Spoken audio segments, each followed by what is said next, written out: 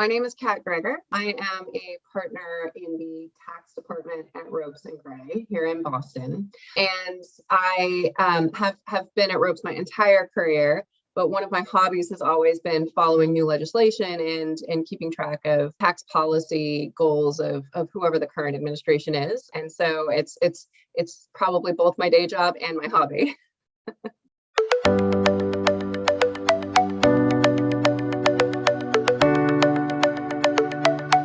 Actually two major sources of data from the administration. The first was President Biden's campaign platform. He had a statement on his tax priorities, which was very well developed, actually more developed than I think we see out of a lot of presidential candidates. And he really spelled out his top priorities, both on the corporate business side as well as the individual side. And really his focus was on modernizing the international tax system, almost taking what Trump had started in his tax reform in 2017 and actually expanding on it, taking it a step further and really moving a lot more towards an international tax system that is more in line with what other countries have been proposing. And we can talk about that more in a bit. On the business tax side, it was pretty clear he wanted to increase corporate tax rates. And in his campaign, he threw out 28% as a corporate tax rate, but also proposed a minimum tax and also wanted to create a lot of incentives for jobs in the US, increasing manufacturing in the US, and in theory, bringing manufacturing back to the US. And so we saw a lot of that during the campaign. We also saw some proposals on individual taxation. He has proposed reverting back to individual rates pre-Trump tax reform, which would be a maximum individual rate of 39.6%. Honestly, would happen anyway when the current Trump tax cuts are set to expire in about 5 years. So that's certainly on the table as well. We also saw some additional proposals on the individual side aimed at helping working parents and families, particularly low income folks, and also decreasing the use or the available use of preferential rates on capital gain income for high earners. And so in his campaign, he defined high earners as individuals earning over $400,000 a year.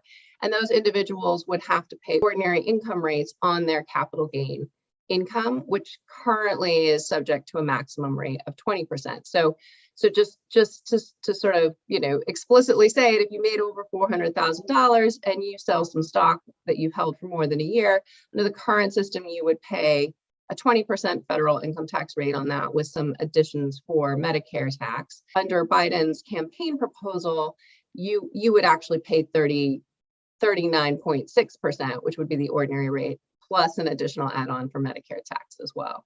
So it's about doubling the rate on capital gain for high earners.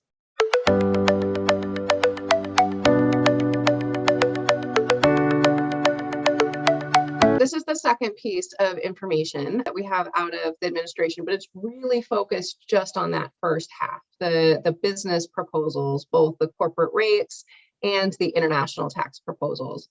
And the plan is coupled, tax piece of the plan is coupled with the infrastructure proposals. And what is interesting about this is, Biden spent a lot of time in the Senate, as we know, and he is very aware of the politics that happen on the Hill. And so what we're seeing is he's coupling these two things together in a sense to almost make it political must that something will get passed, including on the tax side, because the tax increases that he's proposing will be needed to pay for the infrastructure proposals. He also has coupled the infrastructure proposals with his business tax half of his campaign platform, so increasing the corporate tax rate and some of the international tax proposals, which, like I said, I'll go into in a little bit more detail. He did that because it seemed to make sense. Pay for infrastructure in a way that will benefit business and the economy with taxes that might otherwise be seen as a drag on the economy, potentially to offset the perception that it's just a negative impact on the economy. The idea is, look, no, we're going to use this money for something tangible that's going to help the American economy overall, in the hopes that that will be more politically palatable. And in fact, by coupling it, I think we've heard folks on the Hill say he's hoping this bill might be too big to fail. There's too many good things in it for the Democrats and even some Republicans to allow it to fail completely. So we do think that some version of what he's asked for on the tax side will happen. So what we have is again, just like in the campaign, he's proposing to increase the corporate tax rate from 21% to 28%. Again, I think that's the ask. We expect that will get negotiated as part of the political process. We don't know exactly where it will land. I think people hypothesize something in the neighborhood of 25%. It could be that that's just an easy number because it's about halfway in between, but we've also heard from some of the more moderate Democrats that that's where they would be comfortable signing off. So we think 25% is probably the most likely right now. President Biden has also proposed imposing a 15% minimum tax on global book income of American-based corporations.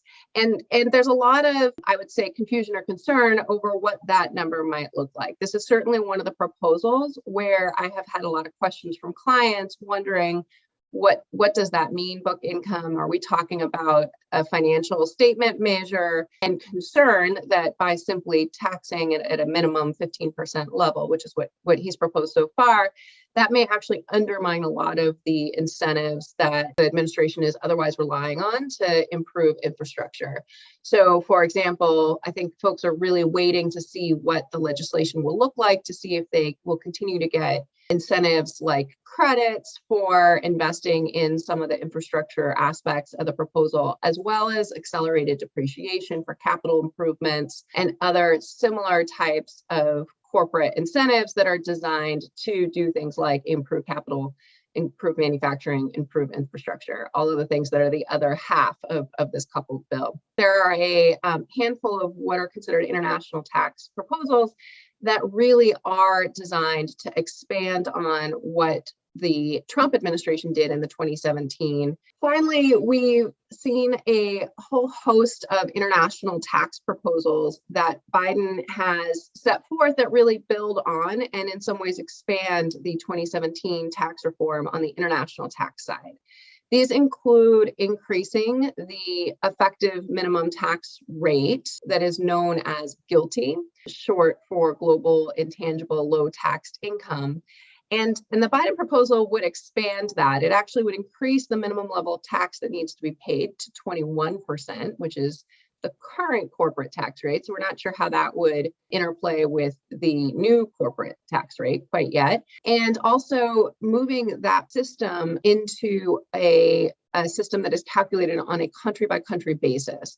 Historically, GILTI, which still is a minimum tax, but at a much lower rate, 10.5%, is imposed on a global basis. So if you're an American-based corporation and you have foreign subsidiaries that are operating in both normal or high tax jurisdictions and low tax jurisdictions, you effectively get to average those jurisdictions to figure out if you hit that 10.5% point. And once you do, then you don't fall under this regime typically, and you get to move on. Now, what's going to happen is you'll need, under the Biden proposal, you would need to actually calculate that on a country by country basis so that if you have any profits going to traditionally low tax jurisdictions, for example, Luxembourg, Switzerland, or any of the many islands that we think of as low tax jurisdictions, we would expect that profit that is allocated to those places will become subject to this increased minimum 21% rate. He's also proposed moving to some new versions of some of the anti-abuse rules that the Trump administration had introduced, including the base erosion and anti-abuse tax, which also is known as BEAT, and some of the other profit stripping rules. He actually would revamp those. It is, for whatever reasons, politically viewed that those have not been as effective as expected. And so it's not that he wants to undo something that Trump did. It's actually that he's going to try to do a new version to work towards the ultimate goal of avoiding profit stripping out of the U.S. And lastly, he has a couple proposals that are not quite tangible enough yet to focus on, but has said that there will be deductions and credits to incentivize onshoring of jobs and manufacturing. He will also increase funding for the IRS as an effort to pay for this. The idea being that if the IRS is able to collect more tax, that is more money we can spend on infrastructure. And finally, has a couple small pieces affecting specialized industries like the fossil fuel industry.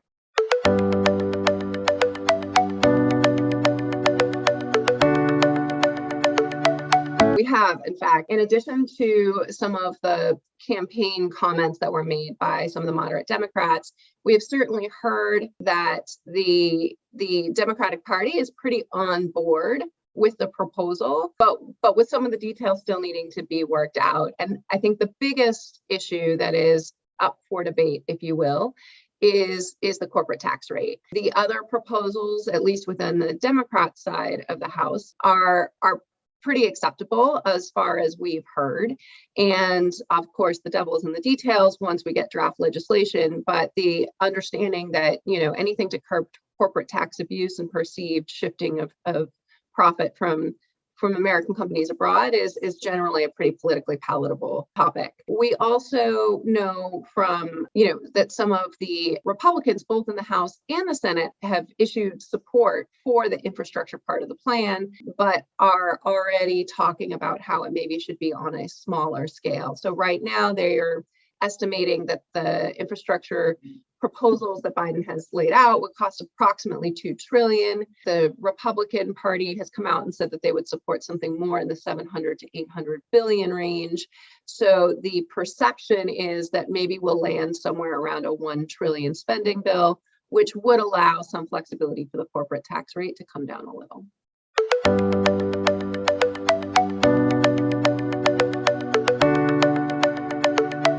Even in the plan that Biden announced on the business side, he was pretty explicit that the individual tax reform piece of all of this would come out in short order. Now, that was a few weeks ago that we got the infrastructure plan. I think it was actually late March. We could see that any day. If you're watching this and it's already come out, I invite you to read it closely to see if any of the projections from the campaign came true. But effectively, Biden will release a plan similar to what he did for the infrastructure and jobs plan. Once the second half of the plan comes out, we expect that the Democrats in the House will take the primary pen in drafting legislation.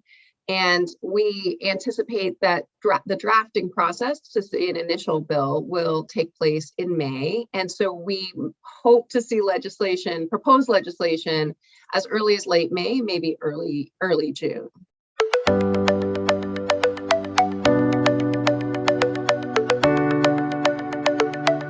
Know exactly. We understand that he is considering it as part of the current proposal, and maybe that's why it's coming out a little bit later than we thought. It could be that there's some pre-negotiation going on. It is viewed amongst Democrats, particularly those from key states like New York and California, as a pretty important point. That said, completely removing the cap and just allowing full deduction of state and local taxes probably would be viewed at this point as favoring the wealthy a little too much, and therefore not have as broad-based support within the Democratic Party as one might hope. So if you were like me and we're hoping to get that deduction back again. So once you factor that in, I think that the most likely outcome is that they will increase the cap. So instead of the current $10,000, perhaps we might see something like 20 or 30 on an annual basis. That would help middle income families, particularly those living in high tax states, New York and Massachusetts and California and Illinois in particular, but that wouldn't be viewed as just a large giveaway to the wealthy.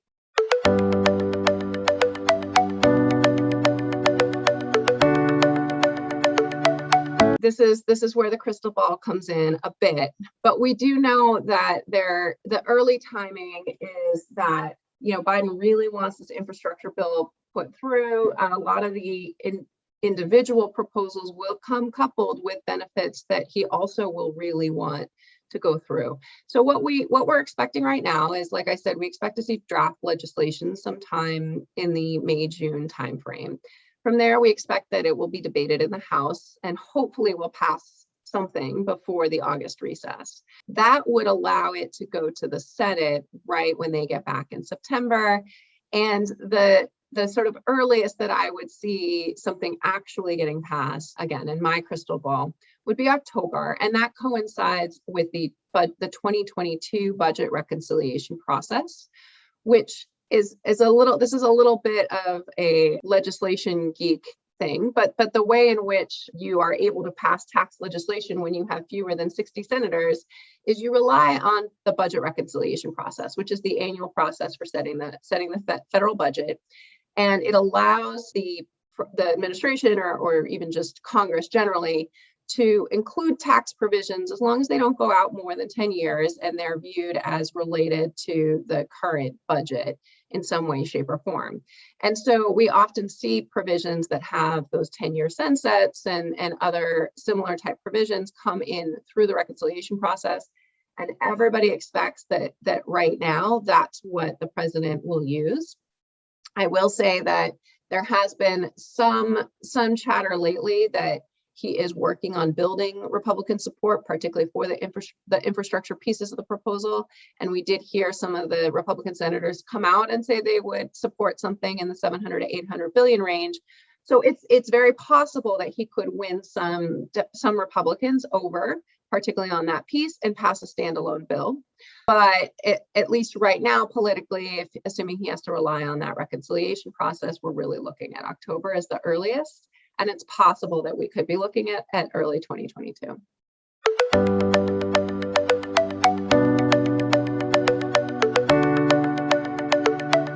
One of the most interesting things, at least that I've been following with the change in administration, is the government generally, the change in stance vis-a-vis the OECD and the OECD's digital tax proposals that they've been talking about for a couple of years. And a related proposal where the OECD is talking about imposing a global minimum tax. So as part of the infrastructure plan that Biden set forth, he made it a clear priority of the administration to come to a global consensus on a global minimum tax.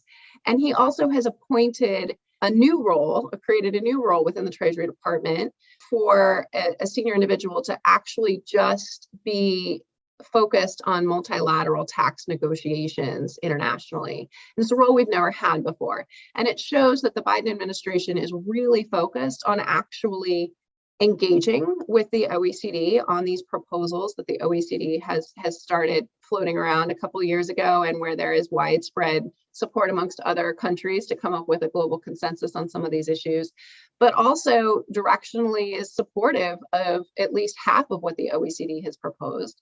You know, if you recall, much of what we heard on this front from the Trump administration was in effect a trade war, where the Trump administration's view was any attempt to tax based on digital access to markets was an attack on U.S. companies and retaliated against. We saw some increased tariffs on French goods when the French government imposed a digital tax. And now what we're seeing is the exact opposite: a willingness to engage, a desire to be at the table, to be part of the negotiations, in the hopes that perhaps the U.S. can actually help develop those global consensus views and perhaps end up with something that can be implemented within the U.S. tax system in a way that works better for U.S. companies.